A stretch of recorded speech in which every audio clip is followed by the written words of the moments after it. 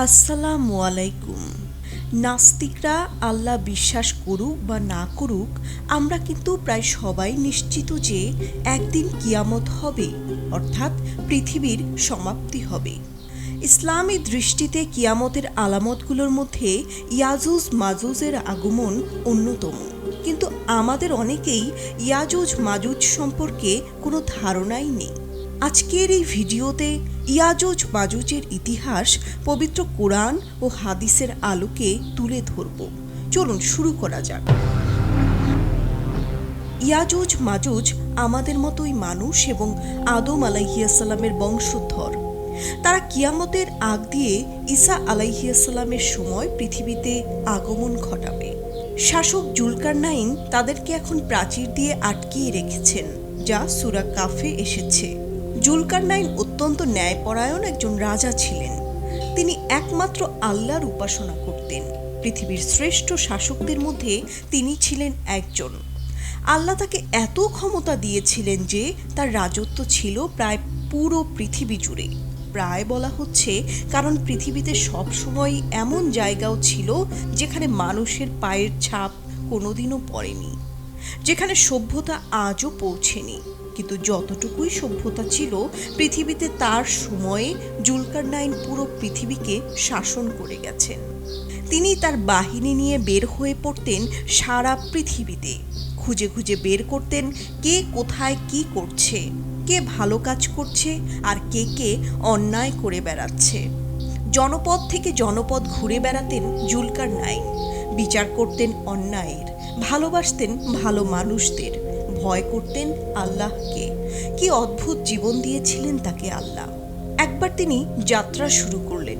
তিনি মেডিটেরানিয়ানের দিকে যাত্রা শুরু করলেন। তারপর পূর্ব দিকে যেতে যেতে পাকিস্তানের দিকে আসলেন। এক জায়গায় এসে দেখলেন পানিতে সূর্য অস্ত যাচ্ছে। এর অর্থ এরকম করা যেতে পারে যে যতদূর তিনি গিয়েছিলেন তারপর আর কোনো যাওয়ার রাস্তা ছিল না। এরপর তিনি আবার যাত্রা শুরু করলেন। আরও পূর্ব দিকে যেতে যেতে এমন এক জনপদ আসলো যেখানে তিনি আবিষ্কার করলেন অত্যন্ত প্রাচীন এক জাতি। এতই প্রাচীন যে তাদের ঘরগুলোর উপর কোনো ছাদ পর্যন্ত ছিল না। এখানে এসেও তিনি ন্যায় বিচার প্রতিষ্ঠা করলেন ও মানুষকে আল্লাহর কথা জানিয়ে দিয়ে গেলেন। কুরআনে আল্লাহ তাআলা আমাদের জুলকারনাইন সম্পর্কে বলেছেন, 1000 বছর পূর্বে তিনি বাদশাহ হিসেবে পৃথিবী শাসন করেছেন। এটি এতই আগের ঘটনা যে এই ঘটনা ইতিহাসের বইতেও খুঁজে পাওয়া যায় না। জুলকারনাইন শব্দের অর্থ হলো দুই শিংধারী। কিছু মুফাসসির বলেছেন এটার মানে হলো তিনি পূর্ব পশ্চিম শাসন করেছিলেন। আল্লাহ তাআলা জুলকারনাইন সম্পর্কে বলেছেন যে জুলকারনাইন পূর্ব পশ্চিম এবং দুই পাহাড়ের মধ্যবর্তী স্থান ভ্রমণ করেছিলেন। তিনি যখন দুই পাহাড়ের মধ্যবর্তী স্থানে পৌঁছালেন, তিনি তথায় এমন এক জাতির সন্ধান পেলেন যারা তার ভাষা ভালোভাবে বুঝতে পারছিলেন না। তারা বলল, হে জুলকারনাইন, ইয়াজুজ ও মাজুজ দেশে অশান্তি সৃষ্টি করেছে। আপনি বললে আমরা আপনার জন্য কিছু কর ধার্য করব, এই শর্তে যে আপনি আমাদের ও তাদের মধ্যে একটি প্রাচীর নির্মাণ করে দেবেন। কাহাফ 94। জুলকারনাইন উত্তর দিলেন, তোমাদের টাকার আমার কোনো দরকার নেই। আল্লাহ আমাকে যা দিয়েছেন তা যে কোনো সম্পদের চেয়ে উত্তম। আমি তোমাদের সাহায্য করব যদি তোমরা তোমাদের জনবল দিয়ে আমাকে সাহায্য করো। আমি তোমাদের ও তাদের মাঝে একটা নিশ্ছিদ্র প্রাচীর তৈরি করে দেব। কাহাফ আয়াত 95। আমাকে লোহা এনে দাও। হাজার হাজার টন লোহা আনা হলো। তিনি দুই পাহাড়ের মধ্যে সেই লোহা রাখলেন। লোহা দিয়ে প্রথমে একটা ফাঁপা দেয়াল বানালেন। দুটি পর্বতের মধ্যে লোহার দেয়াল। তাতে এমন আগুন দেওয়া হলো যে লোহা গলে গেল। লোহা যখন গলা শুরু করলো, রাজা হুকুম দিলেন, এবার গলিত কিত্রা নিয়ে আসো। কিত্রা হচ্ছে লেড বা কপার। জুলকারনাইন সিভিল ইঞ্জিনিয়ার ছিলেন না, কিন্তু আজকের আধুনিক বিজ্ঞান জানে যে স্টিলের সাথে কপার মিশালে তৈরি হয় ব্রাস বা ব্রোঞ্জ। দুটির যে কোনোটি লোহা থেকে অনেক অনেক বেশি শক্তিশালী।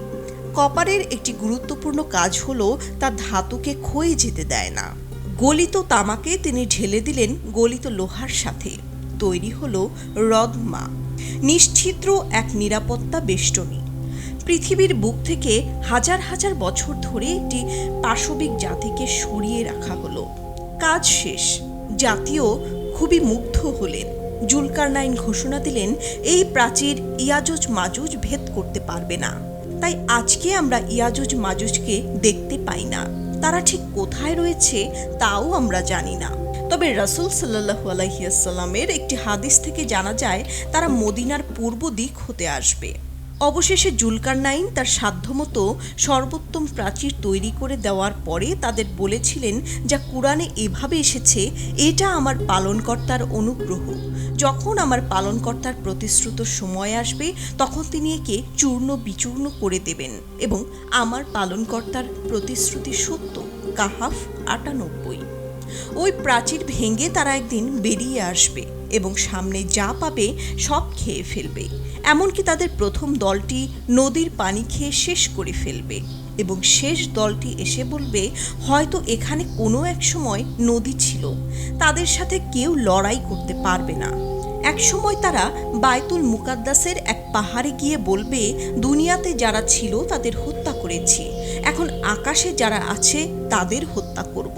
তারা আকাশের দিকে তীর নিক্ষেপ করবে, আল্লাহ তাদের তীরে রক্ত মাখিয়ে ফেরত পাঠাবেন। এ সময়ে ঈসা আলাইহিস সালাম তাদের জন্য বদদোয়া করবেন।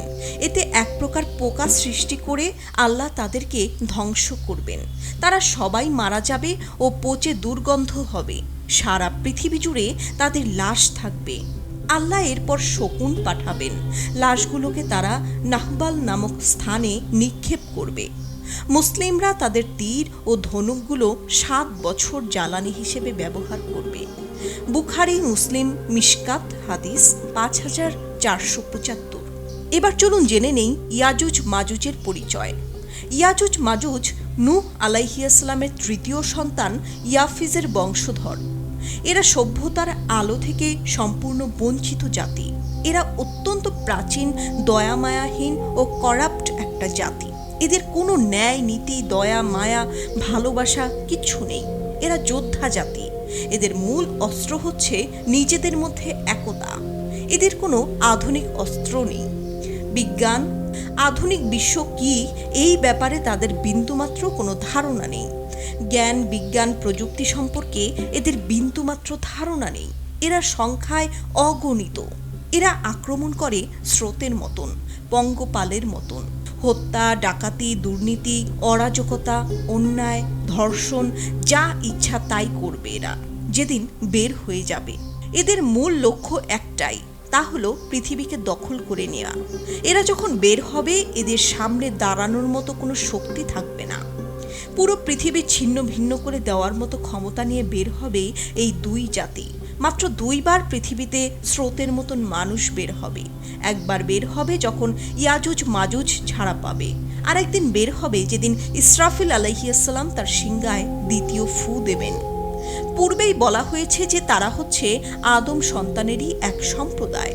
তারা নূহ আলাইহিস সালামের পুত্র ইয়াফিজের পরবর্তী বংশধর। যেভাবে প্রাচীর ভেঙে যাবে তা এখানে বর্ণনা করা হলো। জুলকারনাইনের নির্মিত সুদৃঢ় প্রাচীরের দরুন দীর্ঘকাল তারা পৃথিবীতে আসতে পারেনি। প্রাচীরের ওপারে অবশ্যই নিজস্ব পদ্ধতিতে তারা জীবনযাপন করছে, তবে তারা সেই প্রাচীর ভাঙতে নিরবিচ্ছিন্ন প্রচেষ্টা অব্যাহত রেখেছে। আবু হুরায়রা রাদিয়াল্লাহু থেকে বর্ণিত প্রাচীরের বর্ণনা দিতে গিয়ে হযরত মুহাম্মদ সাল্লাল্লাহু আলাইহি ওয়াসাল্লাম বলেন, অতঃপর প্রতিদিন তারা প্রাচীর ছেদন কাজে লিপ্ত হয়। ছিদ্র করতে করতে যখন পুরোটা উন্মোচনের উপক্রম হয় তখনই তাদের একজন বলে, আজ তো অনেক করলাম, চল বাকিটা আগামীকাল করব। পরদিন আল্লাহ পাক সেই প্রাচীরকে পূর্বের থেকেও শক্ত ও মজবুত রূপে পূর্ণ করে দেন। অতঃপর যখন সেই সময় আসবে এবং আল্লাহ পাক তাদের বের হওয়ার অনুমতি দেবেন, তখন তাদের একজন বলে উঠবে, আজ চল, আল্লাহ চাহেন তো আগামীকাল পূর্ণ খোদাই করে ফেলব। পরদিন পূর্ণ খোদাই করে তারা প্রাচীর ভেঙে বেরিয়ে আসবে।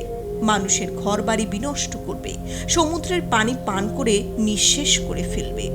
ভয়ে আতঙ্কে মানুষ দূর দূরান্তে পলায়ন করবে। অতঃপর আকাশের দিকে তারা তীর ছুড়বে। তীর রক্তাক্ত হয়ে ফিরে আসবে। জুলকারনাইন খুব ভালোভাবে তার কাজ সমাধান করেছিলেন। অন্যভাবে বলা যায়, আল্লাহ তাকে দিয়ে করিয়েছিলেন। এমনভাবে দুটি জাতিকে তিনি পাহাড়ের মধ্যে আটকে রেখেছেন হাজার হাজার বছর ধরে যে তারা সেখানেই আছে। বের হবার কোনো উপায় নেই। কোনো আবহাওয়া, কোনো অস্ত্র, কোনো পারমাণবিক বোমা কিছু দিয়েই কোনোভাবেই সেই রদমা ভেদ করা সম্ভব নয়। হয়তোবা বিজ্ঞানের দৃষ্টিকোণ থেকে এটাকে ব্যাখ্যা করা যাবে না, কিন্তু আপনি যদি বিশ্বাসী হন, আপনি জানেন যে বিজ্ঞান দিয়ে কোনো ধর্মকে কখনো ব্যাখ্যা করা যায় না। ইয়াজুজ মাজুজ আজও আছে, সেখানেই আছে। যখন ইয়াজুজ মাজুজ বের হবে তখন পৃথিবীতে ঈসা আলাইহিসসালাম জীবিত থাকবেন। আল্লাহ ঈসা আলাইহিসসালামকে নির্দেশ দিবেন, আমার একটা সৃষ্টি বের হয়ে আসছে, কেউ তাদের বিরুদ্ধে যুদ্ধ করতে পারবে না, কেউ তাদের সামনে দাঁড়াতে পারবে না। আপনি সকল বিশ্বাসী মানুষদের নিয়ে ফিলিস্তিনের আত্তুর নামক জায়গায় যান। ঈসা আলাইহিসসালাম সব মুসলিমদের নিয়ে জেরুজালেমে লুকাবেন। ইয়াজুজ মাজুজের আর্মি তাদের যাত্রা শুরু করবে। তারা ফিলিস্তিনে এসে টাইবারিস লেক থেকে পানি খাওয়া শুরু করবে। তারা সংখ্যায় এত হবে যে একদম পিছনের যোদ্ধারা পানি খেতে এসে দেখবে লেকটা খালি হয়ে গেছে। তারা নিজেরাই নিজেদের জিজ্ঞেস করবে, পানি গেল কই? তারা যে নিজেরাই এর পানি খেয়ে ফেলেছে এটা তারা জানে না। তারা পৃথিবীর সব কিছু খেয়ে ফেলবে। খাবারের এমন অভাব হবে যে এক টুকরা মাংস মানুষের কাছে এক ব্যাগ স্বর্ণমুদ্রার থেকে বেশি দামি হবে। ঈসা আলাইহিসসালাম ও মুসলিমরা আল্লাহ তাআলার কাছে দোয়া করবেন। আল্লাহ তাআলা এক প্রকার কীট পাঠাবেন যেগুলো ইয়াজুজ মাজুজদের আক্রমণ করবে। একসময় মহামারী শুরু হবে, সব ইয়াজুজ মাজুজ মারা যাবে, পুরো পৃথিবী ভরে যাবে পচা গলা লাশ দিয়ে। ঈসা আলাইহিসসালাম আবার দোয়া করবেন। আল্লাহ এবার পাখি পাঠাবেন, বিশাল বড় বড় পাখি। তারা লাশগুলো নিয়ে পানিতে ফেলে দেবে। আল্লাহ এবার বৃষ্টি পাঠাবেন, বৃষ্টি দিয়ে ধুয়ে দেবেন পৃথিবী। আজকের ভিডিওটি এখানেই শেষ করছি। সম্মানিত দর্শক শ্রোতা, ইসলাম সম্পর্কিত নতুন নতুন ভিডিও পেতে আমাদের চ্যানেলটি সাবস্ক্রাইব করে আমাদের সঙ্গেই থাকুন। আর ভিডিওটি ভালো লাগলে শেয়ার করে সবাইকে দেখার সুযোগ করে দিন। সবাই ভালো থাকবেন। আসসালামু আলাইকুম।